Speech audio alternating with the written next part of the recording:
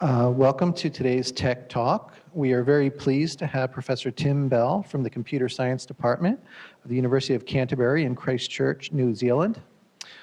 Tim's research interests include data compression, computer science for children, which he'll be talking to us about today, and computers and music. Tim recently completed, I think this is your last leg of your tour, a worldwide tour, talking about his project Computer Science Unplugged. This is a project that seeks to teach principles of computer science without using computers. So that is what we'll hear about today. Please join me in welcoming Tim Bell. Well, yep. Okay, well, thank you very much. What I'm going to do today is just very quickly run over some of the ideas that we've been working on with this Unplugged project. I thought I'll start with a demonstration just to give you an idea. Also, so I guess we've mainly got engineers here today. Any sort of non-programming kind of people here today? One or two? Okay. I'll probably be going fairly quickly over some of the technical concepts, whereas normally if I'm presenting this to people who aren't engineers, we'd probably spend literally 3 times as long on some of the concepts and dig into them a bit deeper. But since you'll be familiar with a lot of them, we'll go a little bit faster. And it's all in the book, okay? So oh, you need 3 more, right. Okay, so Greg's been helping me out here with these black and white squares, which will be familiar to a lot of us as representing the binary digit or the bit, the fundamental unit of everything that's stored on a computer. And when presenting this to young kids or even the general public, I quite often start off with this demonstration where I've had Greg put up a random mixture of these binary digits or bits, and I'm just going to add some extra ones to make it harder. And what we're going to do is a bit of a, hopefully, impressive magic trick with it. Running out of bits. Get some more here.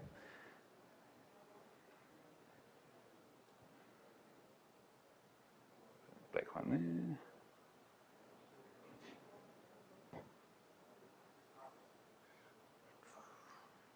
Put a white one there. Okay, now actually what I'm going to get now, Greg, is to simulate something going wrong on this digital data, so it could be a CD with a scratch landing on it, by flipping over one of the bits. Okay, so if you just choose any bit and flip it over for me. Yep. Okay, you can try this at home. You can do it with coins or cards or anything that's got 2 sides. So have we got one flipped over? Just one. Okay, keep track of which one's flipped over. Just one. Yeah, one flipped over once, that's right. And my job as a computer scientist is to try and put this thing right. So I think the one that you flipped over might in fact have been that one there. It was, okay, thank you very much. And so how was it done? Parity, thank you. So Greg had put down most of these cards here, and I put down the extra parity ones to make sure that the number of white in each row was an even number. Okay, so there's 3 there, make it white to make it up to an even number. There's 4 there, so I'll leave that black because 4 is an even number. And down, same with the columns, 3 there, so need another white to make it an even number. 2, 3, 4, 5, 6, and 1, 2, 3, 4, 5, so we need a white one there. And by the way, if you are trying it at home, that bottom corner one will be correct for both the check row and the check column. So that's a good little check that while you're sort of talking and things, you haven't got one of them wrong, or at least, unless you've got 2 of them wrong. And that can be done with any size, obviously, and you can do it with coins or cups or whatever's to hand. But the whole point of this Unplugged thing is we take a concept like parity and we turn it into something that's kind of fun. Maybe it's big like that, or you do it on table with cards. And then typically would be able to start reasoning about it with kids. So what happens beyond this? What would happen if he had flipped over 2 of them? Okay, and kids pretty soon work out that if you'd flipped over 2, you can't be sure exactly which pair had been flipped over. So if I say, if Greg had flipped over those 2 there, then the fact that there's an odd number in each row, in those rows and those rows, tells me that there's something wrong there and something wrong across there, but it could have been those 2 or it could have been those 2. Whereas when you flip over 1, there's 1 row and 1 column that's got an odd number of white cards in it, and so therefore that identifies exactly which one was flipped over. Incidentally, one nice trick with magic tricks, you explain it to the audience, and then you take it one step further. And so typically I then get a kid to flip over too, and I sometimes have an assistant, and the assistant will say, oh, it's ready now, Tim, or it's ready now, okay? And whether or not they use my name is a one-bit code to say whether it's the top right-hand one or the top left-hand one, okay? And so then you can get the right two, and it leaves them with a bit of puzzling to do. I've had some long arguments with kids afterwards about how it might have been done for doing two. So that's just a warm-up to the general idea of what we're on about with this. And where it started, it sort of came from three things all happening at the same time. Oh yeah, we'll move this out of the way, thanks. So one was, I was involved in some music education and trying to communicate some of the boring subjects to kids. My kid started school and they asked me to come and give a talk about computers, and if you bring along a computer, it's kind of a bit boring for the kids because they've seen computers and what's the big deal.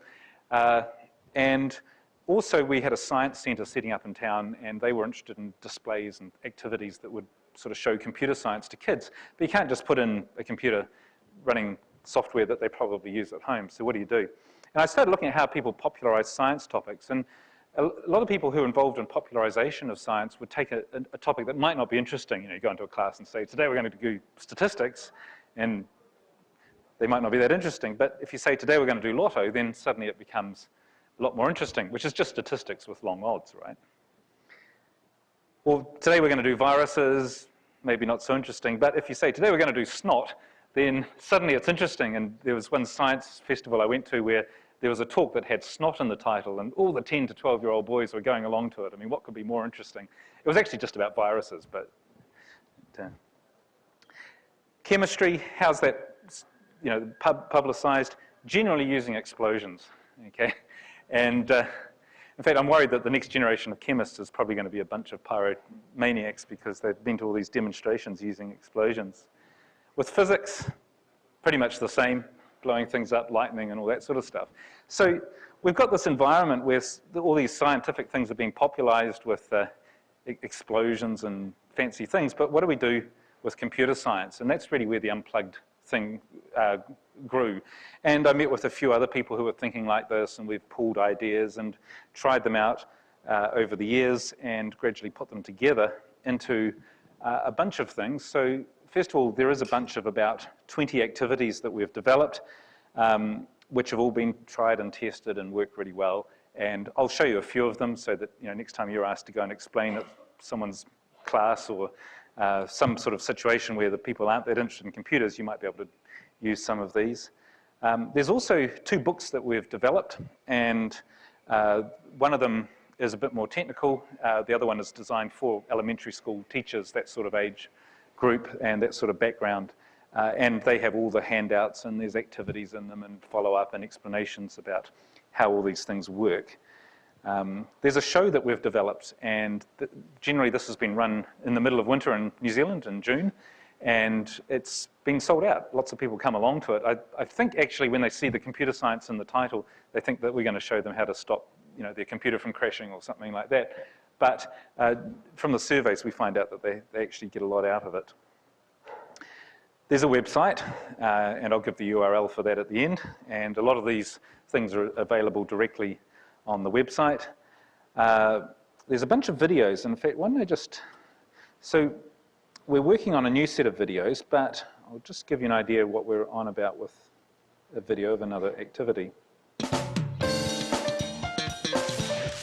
This is available on video.google.com, the Computer Science Unplugged. Welcome to Computer Science Unplugged. Okay. These are a We'll series play of that out there. activities designed to introduce children to some of It's the just a 2-minute video. There's actually 3 videos there. We're hoping to make a whole series of them illustrating all of the activities. This particular one is not the one I was going to show, actually. Let's count the dots.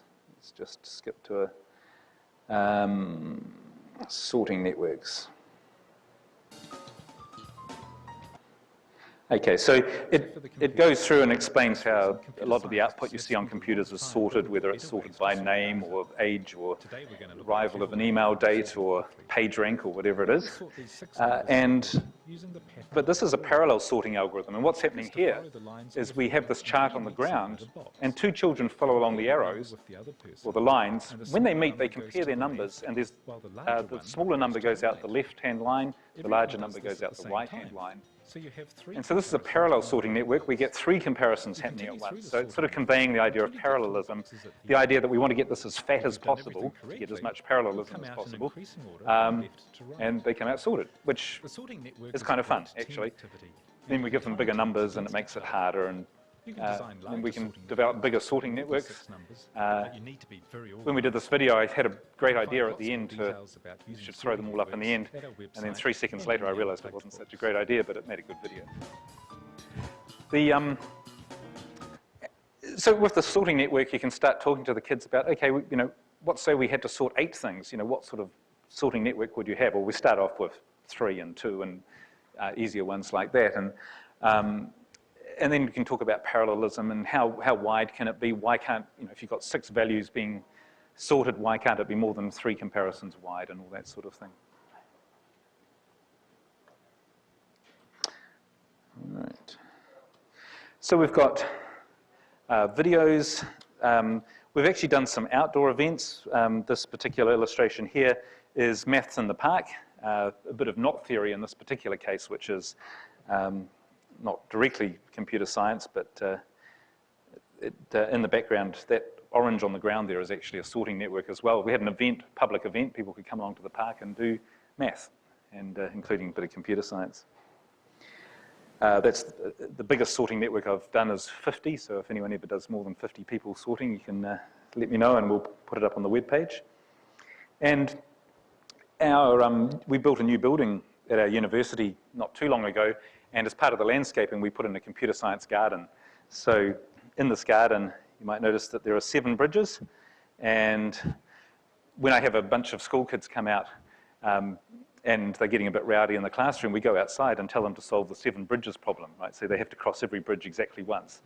And it can't be solved, so that usually gives me a good break from the kids while they run around trying to solve it.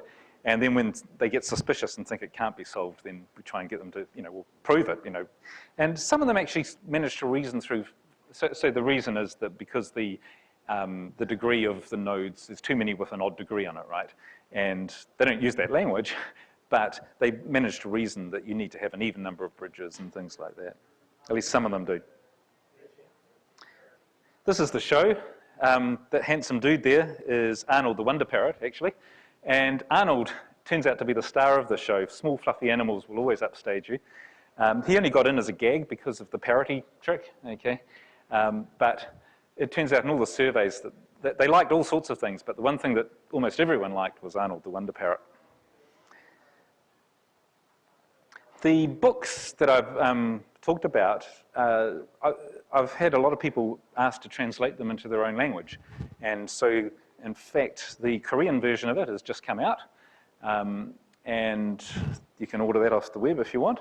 And there is 2 Chinese versions, traditional and simplified Chinese under production, and it's even a Swedish version underway. And in fact, there's actually about 10 languages that one or another person, I just got a request 3 days ago to do a Turkish translation. Fair enough. If you really want, there's actually an Uzbek translation underway. So I got an email from Uzbekistan where an aid agency was working with kids and they wanted to do computing in the schools, but there's no computers. And so this was great because they could do it without computers, but they wanted to translate it into Uzbek, so cool. So I've talked about the parity thing. Let me talk a bit about what the goals are, in case they're not obvious. So the first one is, I want to communicate to people what computer science really is, because I think a lot of the people, if you ask a bunch of, especially sort of 12-year-old, 13-year-old kids, this is where they're making decisions about what general career direction they want to take. If you ask them what a computer scientist does and so on, they generally talk about programming, they'll talk about perhaps working on your own, maybe working long hours and all that sort of thing. And while some of those things might be aspects of being a computer scientist for some people, a lot of it, of course, involves teamwork, logical thinking, and a whole lot of other skills. And sometimes people get counseled against doing computer science because they are good at working in teams and relating to people and so on. and we want to try and communicate a lot of those sort of ideas.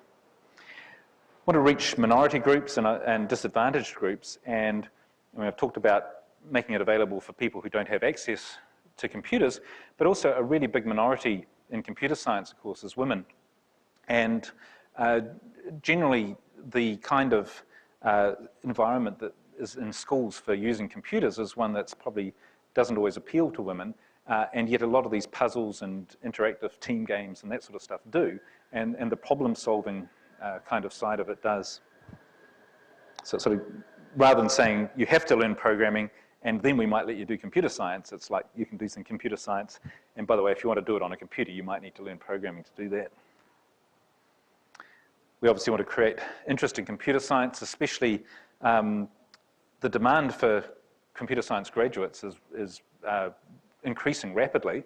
The supply is decreasing rapidly, and I think a lot of companies are getting very worried about the supply and demand situation. We use it to promote our own courses. If we're invited to go to a school, then this gives us a tool to actually interact with kids. And especially want to try and influence decision makers, kids making decisions about their futures, but teachers and parents have a big influence. You know, the parents read the newspaper, they hear about job losses and outsourcing and things like that, and have an influence on their kids. And likewise, teachers, you know, they might say, well, you like working on your own and you don't like communicating with people and all that sort of stuff. Why don't you do computer science? And we really want to try and get the message across to some of those people that, in fact, maybe it involves more than just the hacking thing. And we have fun. Maybe that one should be first. In terms of who this is the audience that we're delivering this to, I talked about the family shows that are really popular, which is probably more entertainment than education, but you can do a lot of these things, and some of the kids will get something out of it, and others will just enjoy it, and that's okay. School classes, we can actually sit down and do exercises and do a more thorough job of looking at some of the concepts. School assemblies, where you have large groups of kids together, sometimes they get together once a week or something, and you might have 500 kids there. Some of these are quite good in the large, so a lot of these activities are very big and theatrical, and that makes them easy to deliver in that sort of situation. In New Zealand, at least, we have quite a strong movement called SeniorNet, which is senior citizens who have typically bought a computer so that they can send email to their grandchildren, and then they discover that they need computer support, and they get together and help each other with their computers. And generally, they're very capable people, but they're completely new to computers, and they get in people to give them talks and so on. And I've found that a lot of these illustrations are very useful in the talks. They go down very well. And it's even been used in a trial. In fact, one of the methods, so data compression is an area that I've worked on, and one case where I was an expert witness, there was a method that involved LZ coding, and at the time, when there was this multi-million-dollar lawsuit going on, my son was writing out a story, and he got a bit lazy, and instead of writing out a word, he would sort of find where he'd used the word before and put a little arrow pointing back at it, and I was sort of going to tell him off for it, and then I suddenly realized that in actual fact what he was doing was LZ compression. So what we've got here is bits of the text are missing, and to fill that one in, what I've done is I followed that arrow there to where it's occurred before. And so we can fill in all of that text just by following the arrows. And then here we've got a really big chunk of text, and you follow the arrow back to where it is, and you get a big chunk. And now the system has kind of learned that big chunk, and it can replace it like that. So zivlempel or LZ compression, sometimes it's called, it's used in zip, gzip, and ping and gif, and a whole lot of situations. But we can set up this worksheet for kids to work on, and then we can give them some text, and they can try and see how many things they can replace with where they've occurred before, and so on. Of course, the real LZ methods don't use arrows, they use two numbers, right? One says how far back the arrow points and how many characters it's pointing at. Somehow I've removed all the zeros from these slides. So let me just put them in fact. So it's 10 minutes, and that's 30 minutes. So continuing with the theme there.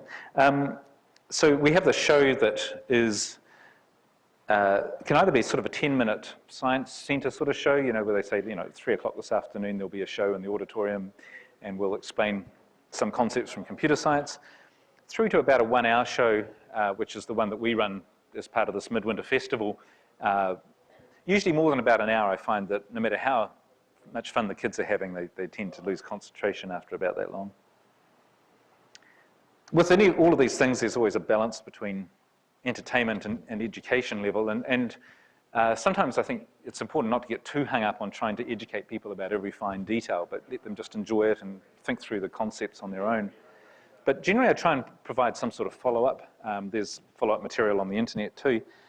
So for example, for the parity one that we did before, we were looking, that's basically a modulo 2 error correction checksum, okay? Just adding things up modulo 2. And then we can follow on to other error correction codes. So for example, ISBN numbers, the last digit of an ISBN number is a check digit. Does anyone know what modulus the check digit on ISBN is? 11, yeah, okay. So it's modulo 11, which means it's a number between 0 and 10. And if it's a 10, the digit that's used to represent it is an X. So in principle, 1 in every 11 of the books in your library will have an X as the check digit, and that just means it's the number 10. Okay. And we give the kids the formula for the check digit, and they can go through the library and check that they all add up. And what would happen if a digit was typed in incorrectly? What would happen if 2 of them were swapped around?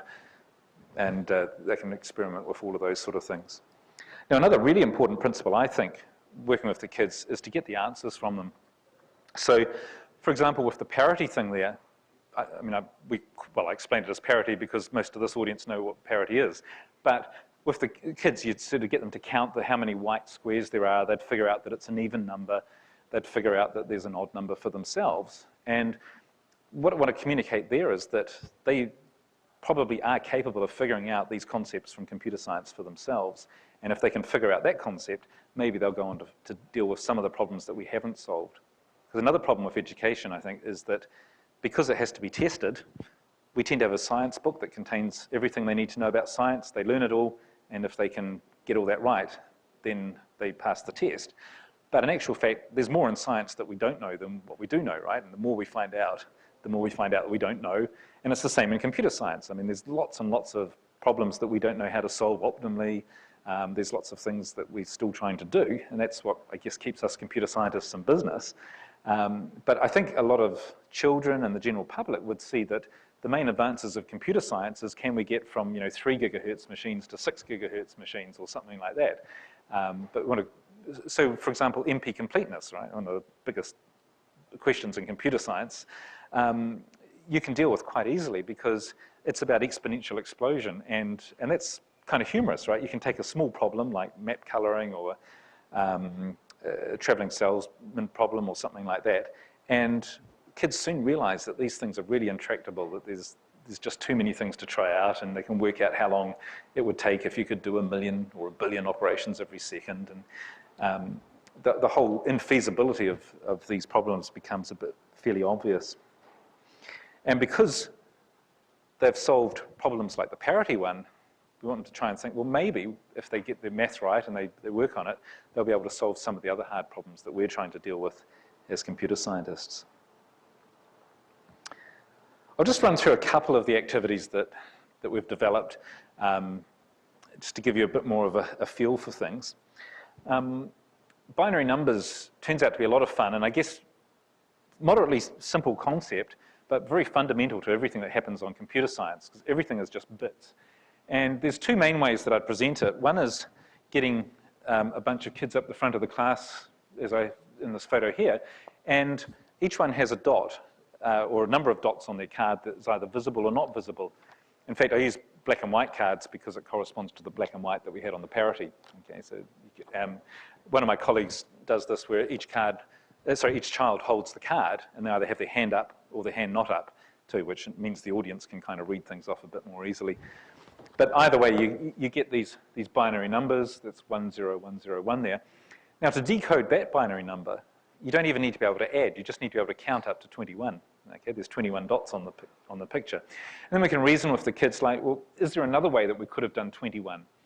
That card with 16 dots on it, what if if that wasn't showing, we can't possibly get 21, so we have to have the 16, and you kind of develop the greedy algorithm for converting it and so on.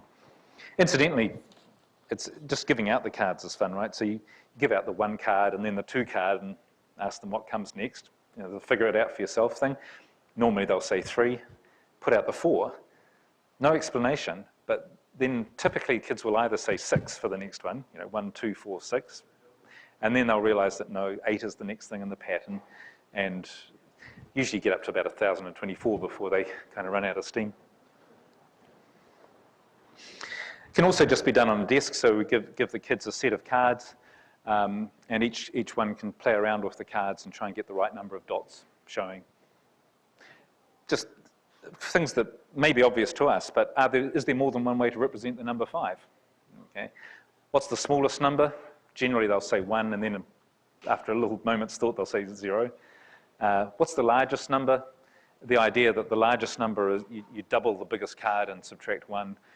All those sort of patterns that come up with the powers of 2. What would the card be, if I put a card there on the table? How many dots? And typically they'll say, well, maybe it's 0 or maybe it's -1, and eventually someone will reason that it's actually got half a dot on it. So I've got a set of cards that have got a half dot and a quarter dot and so on, and can work with fractional binary numbers.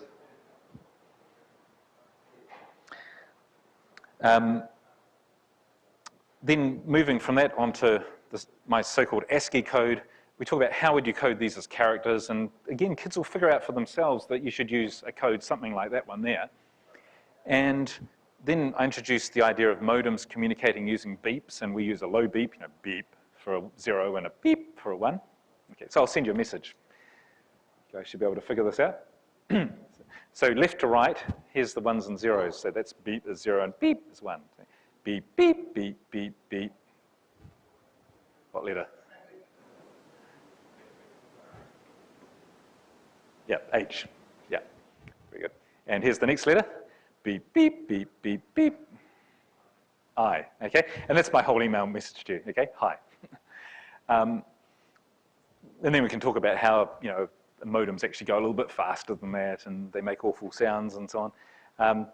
Did it at one school, and the kids all went out into the playground afterwards and were communicating to each other like this, because it's actually it's a simple enough code that you can kind of memorize most of it or work it out in your head as you go along. It looked good too. Just while we're getting carried away with coding here, so base 1 coding, we can generalize from base 2 to base 1, okay, where each place is worth 1 times as much as the previous place. So here's the numbers 1, 2, 3, 4, 5 using just 1 digit. And where else is that used?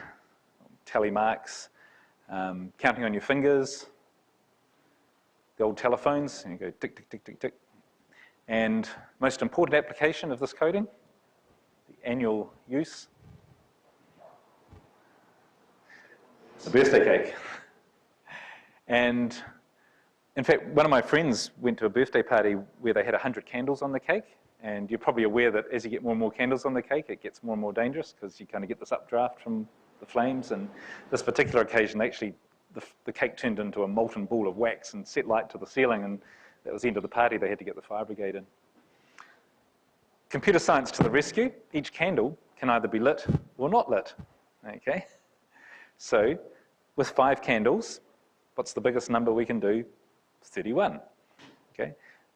In fact, the song When I'm 64 is much more significant because that's when you need 1 extra candle on your birthday cake. Right? Also, fingers, instead of just counting up to 5 on one hand, each finger can be either up or down, right? So that's 1, 2, 3, 4. You've got to be careful with 4, 5, 7, 8, and so on. Actually, when I was in New York, I found out that the taxi drivers use a digital communication system.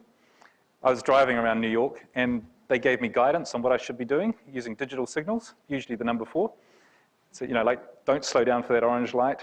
That red light doesn't mean you should be stopping. Let's just keep moving here, and sort of messages like that.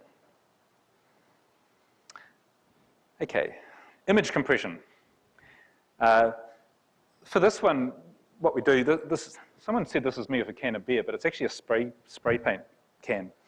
Actually, I didn't bring a spray can with me today because I've just got off the aeroplane, but I was giving this talk a wee while ago, and I saw someone the previous night, and they asked if I wanted anything. I said, yep, I need a spray can for this and a packet of matches for the birthday cake. And they went into a gas station at 10 o'clock at night and asked for a can of spray paint and a packet of matches, which you try that if you want to have fun. What we do is, so here's Arnold again. Arnold gets the feature in the show.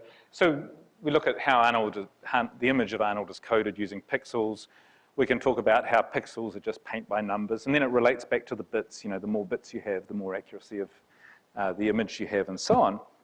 But this particular code here that I'm using is a run length code, and it's the one that's used in fax machines, and it's got the zeros missing again. I'll just put them in. There's a couple of key ones here. And what it represents is the first 4 means that we've got 4, so it's strictly black and white because it's a fax, 4 white pixels followed by 11 black pixels followed by 2 white pixels. And in fact, here's the image that I've started to do here. So we've got our 4 white pixels, 11 black, 2 white, and so on. And we've just got the last 3 lines left to do. And at this point, we pull out the spray can and have a giant inkjet printer and print pixels, in fact. So I have a little mask. Here it is, well used for spraying pixels through. Okay, if you're trying this at home, practice first because it's a wee bit fiddly to get nice even pixels, but it is possible. Now, you could do that just using a PowerPoint presentation, but it's you know, there's a lot of drama when you get out the spray can and you get out and there's lots of fumes as well, by the way. But it's, and in fact, one of the things about all of these, in some ways, it's just kinesthetic computer science. It's actually just doing it with real things instead of a keyboard and a bunch of pixels on a screen. And I think for some learners, that's really important. Okay, some people like to hear it, some people like to read it, others like to actually experience it, and it can make it more memorable. That's the final picture, by the way, which if we zoom out, in fact, that's the original one that it was taken from. So it's a coffee cup, which of course is also very relevant to computer science, especially if we just put the little things above it. Okay, information theory or Shannon theory. So, like a challenge, how are we going to do this? Well, this is a retrofitted activity, and one of the things that turns out to be really good for this is the game of 20 questions, or basically I'm going to give you yes/no answers. So I'm thinking of a number between 1 and 100. You can ask any question you want, but I'll give you a yes/no answer. So what question do you want to ask? How many questions do we get? How many questions? You can have as many as you want, actually. Is it greater than 50? Okay, is it greater than 50? First question. The answer is no. Okay. Okay. Yeah. Okay. I'll put you out of it. It was 27, by the way. Okay, just, yeah. Okay. And I was doing this the other day, and someone said, is it less than 50? And I said, yes. And then someone else said, is it 100? Okay. And, well, exactly. Which actually is a great illustration of information theory, because what is the probability that I'm going to say no to that as the answer? 100%, right? You know that it's less than 50, so the answer to is it 100? 100% probability of that message. What's the information content? How much more do you know now that I've told you the answer? 0. 100% probability, 0 information. Okay, that's information theory. That's what it's about. It's the relationship between probability and information content. So, oh, okay, here's another one. I'm thinking of a number. I'm not telling you anything about the range now. What question do you want to ask? Is it an integer? It's an integer. Okay, it's an integer. It's a positive integer, I'll tell you that. How many bits in its binary? Yes or no question? I don't know. Okay, so how many bits in its binary representation? But then you could guess each of those bits using yes or no questions, right? Yeah, okay. And which actually is equivalent to saying, is it less than 2, is it less than 4, is it less than 8, and so on, right? And that is actually quite a legitimate way of representing arbitrarily large numbers. And there are other ways of doing it too. Generally, after doing this, we can come down to looking at a decision tree. So if I tell you I've got a number between 0 and 7, then possibly the first question you would ask is it greater than or equal to 4? And suppose I was thinking of the number 5, I would end up saying yes, no, yes. 2 points to make here. First of all, the yes, no, yes is just the 101 that we were doing with binary before. Okay, so the path down the tree is the binary number. But the other one is that if you and I were identical twins, like we were computer programs that always did the same thing, because the same computer program will generally do the same thing, then I can anticipate what your question will be. And so I can just say, oh, the answers to your question was no, yes, yes. Okay? And that's how a lot of data compression systems work, is that they anticipate what the questions are going to be, and they just send out the answers to those questions. Now, this is a trivial sort of coding. We're saying that everything's equally likely. But suppose now we'll guess a sentence. So I'm thinking of a sentence. What's the first letter? Is it Q? Is it Q? No. It's not W. Is it E? It's not E. S? Is it Not S. T? T, thank you. Okay. That cost you 5 bits of information. Okay, 5 zeros and ones, or 5 yeses and nos. Okay, what's the next letter? H-E. H and then E. Oh, okay. Cost you 1 bit each to get that information. Okay, what's the next letter?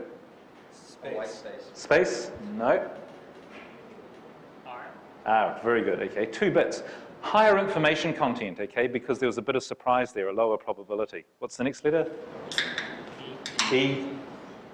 Space. Space. Space isn't a letter.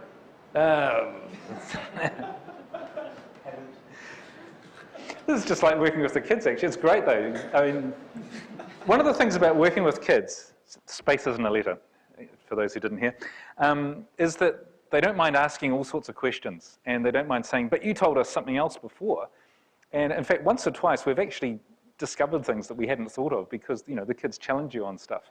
One of my colleagues was doing something with cryptography, where they were using envelopes and messages inside envelopes, and someone had, well, got it wrong, basically, and put the wrong things in the wrong envelopes, and it still worked. And afterwards, they looked at it, and they realized that, in fact, the system that people have been using for cryptography didn't rely on the matching up to work exactly, to still have a high strength of encryption. And so they published a paper about it. And that's one nice thing about working with kids. They don't mind asking questions. I appreciate that question, too. What have we got? T-H-E-R-E space.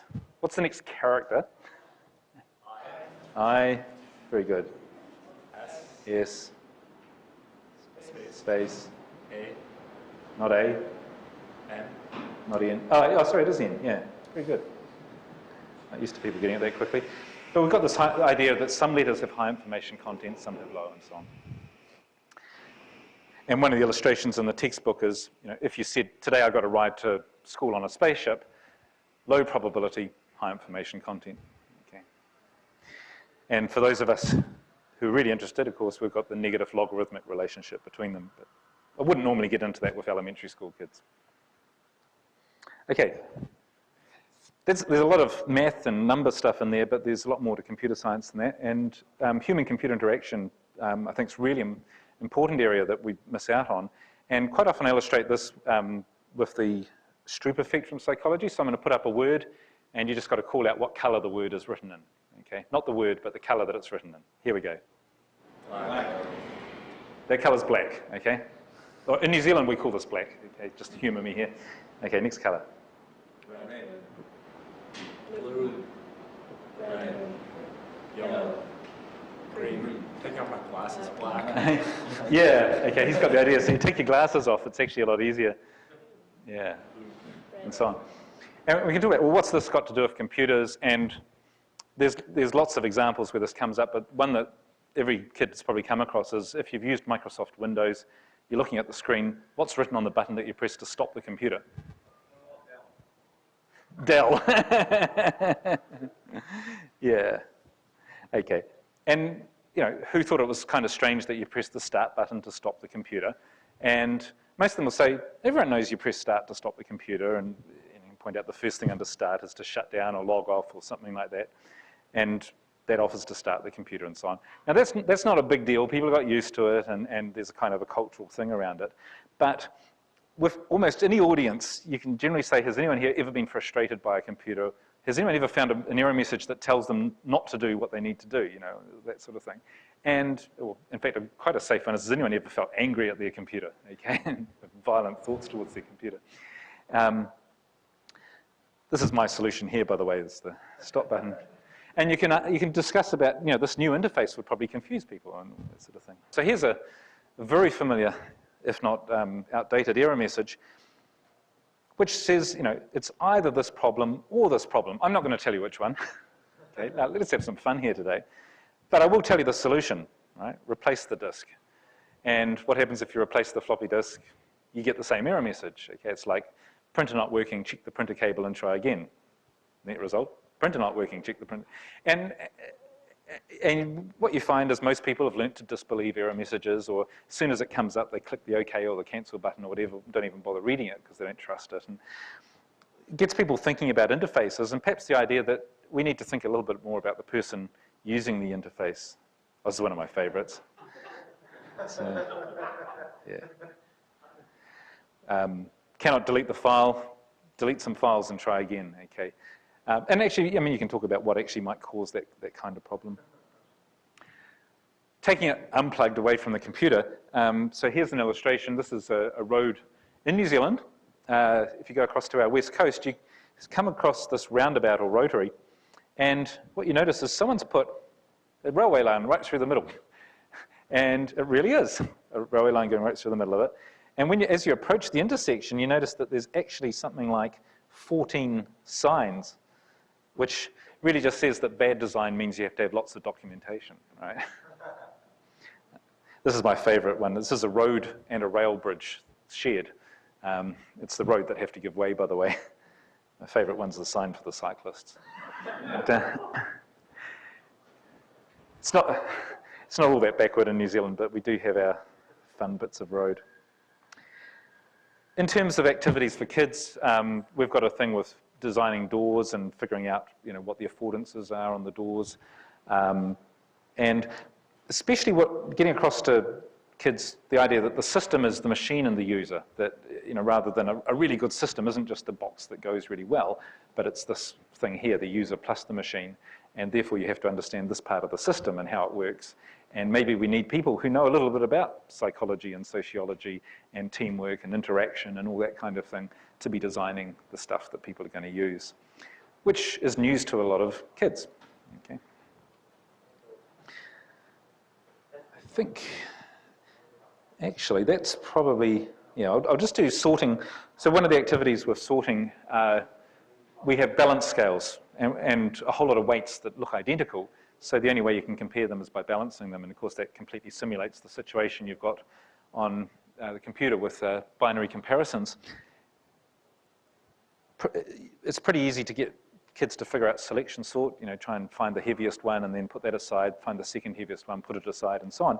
But you can even do quick sort, you know, just pick a weight at random and divide them in the smaller ones and the bigger ones, and then recursively deal with those. And we can talk about bozo sort, which, if you haven't come across it, it's basically mix them all up and find out if they're sorted. And if they're not, mix them all up and try again and see if they're sorted, which, of course, has exponential complexity and, well, takes a long time. Especially if you've got one kid trying to do it that way while someone else is using quicksort. Right, and I've shown you the sorting network. I think that's probably everything enough to give you a flavor of what the thing's on about. There's a whole bunch of activities there, and the goal of the project is just to make these available for people to use. So a lot of it's on our website. There's a book that's got a much more complete list, and we're just starting off a new project where we're going to have more videos and get lots of people contributing ideas for these, but we'll only put them up if they've been tested and we know that they actually work well. It's very easy to come up with things that don't quite work, and vice versa, actually. One of the activities that goes down incredibly well is one that's, the storyline is there's a bunch of pirates offering a commuting service between these islands, okay, as they do, and they don't publish a map. So you go to an island and you have to say, I want to take ship A or ship B. And we actually have adults posted around the building or even around the premises. and the kids have to run up to an adult who's an island, and you say, I'll take B, and they say, well, you have to go over there. And they race over there and find out where they go. And after a while, they realize they should be drawing a map of this, and then they realize they should actually be labeling them with A's and B's because they get sent back to where they started and so on. And the goal is to get to Treasure Island. And eventually they get there, and the first one there wins and all that sort of thing. And then we can start talking about, well, what would happen if instead of islands and so on, I just represent the map with circles and arrows, and suppose that's the island that you start at, and I'm going to represent Treasure Island over here with a double circle, and we'll label the map like that, and we can start reasoning about what would actually get you to the Treasure Island, okay, otherwise known as the accepting state. And kids don't need to be too old. It generally takes a wee while, but they can figure out what it is. And then that, again, relates back to the parity thing, right? Because well, in this case, the Treasure Island means that there's an error. It identifies rows that have got an error if the A's and B's are blacks and whites, okay? But then in the book, we've got things like sentences that can be constructed by following around these finite state machines. And another exercise is interfaces. So we can get someone's digital watch with, say, 3 buttons on it, and you know, we take it apart, basically. So your watch is showing the time, and if you press button A, then probably it'll be showing a stopwatch. Whoops. And if you press button A again, then maybe it's going to let you set the time. And if you press button B here, and what happens, and so on. And we put together this finite state machine that explains the interface on the watch. And generally, it's moderately complicated. And it helps them to understand that the interface isn't just a bunch of buttons and like, you know, are we going to use beige buttons today or green buttons or whatever? Or are we going to put the OK button to the left or the right or the cancel button? But in actual fact, that there's this machine hidden under the surface that the user has to try and understand. And I've got some finite state machines of like microwave ovens and one of a video recorder. And the video recorder has just got dozens of states and lines going everywhere. And it sort of makes it obvious why so many people's video recorders are flashing 12 o'clock, because you know, the sequence you have to navigate your way through. In the same way that they had to find their way to Treasure Island, okay, it's a hidden finite state machine. They had to try and find their way through it. And most people don't bother reading the map or the documentation. They try and find their way through it. Okay. So that's a taste of computer science unplugged. That's the kind of things we're on about. Always keen to hear ideas, things that you might have done as illustrations that worked really well, or activities, and also comments, anyone that's done some of these things or tried them out. And people always come up with new materials and new ideas for how to do them and so on. And we want to try and collect that together and make it available for general use. So, on that note, thank you very much for your time.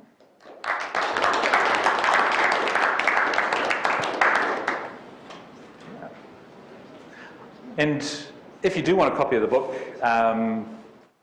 email me and I'll get you a free one. PDF. Yeah. Any questions? So this is really cool stuff. Are other people doing this kind of work for like math or chemistry and going to this extent to have basically a manual of? Oh, okay. So are the maths and chemists and people making manuals and so on? There are, especially for physics and stuff, there are books about. There's a whole field called the public understanding of science, and there are journals of the public understanding of science and so on. But computer scientists tend to be too busy, sort of, you know, doing stuff to write some of these things down. Yeah, but. There are, yeah, and there's also quite a bit of math stuff too. There's math websites and things like that. Yeah. At what age, how young are the kids when they can sort of start to interact with this and understand? How young are they when they can start to interact? Some of these activities I've done with like 4-year-olds, mainly just so that I can say I've done it with 4-year-olds. But so I've done quicksort with 4-year-olds. Okay. Because when you think about it, you know, if you've got a bit of patience, what's required is not that hard if you've got someone who can cope with a few instructions. But I also use them like with my university classes, just as a 1-minute illustration, you know, like maybe at the start or in the middle or something like that. And especially something like that, I can say, I've done this with 4-year-olds, so you guys, you know, should have no problem with it. The age group that's really important for us to aim at is like 11, 12, 13, because that's when they're about to burn some bridges. Like they might decide that they hate math and they're just going to do well enough to get through in it. And so we want to get them excited at that age and think, yeah, that's what I want to do. I better get my math strong, that sort of thing. Yeah.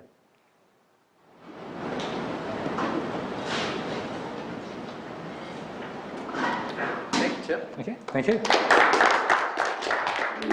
you.